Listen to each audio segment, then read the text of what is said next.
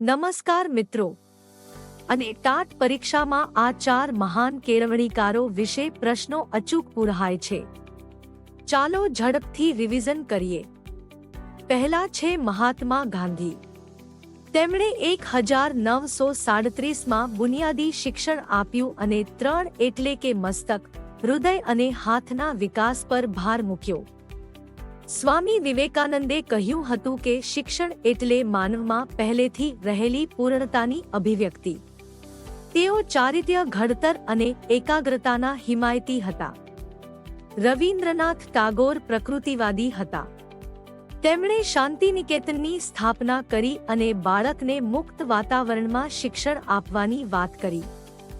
અને છેલ્લે ગુજરાતના ગિજુભાઈ બધેકા, જે મુછાળી માં તરીકે જાણીતા છે. તેમણે બાળદેવો ભવ અને રમતવાર્તા દ્વારા શિક્ષણ પર ભાર મૂક્યો.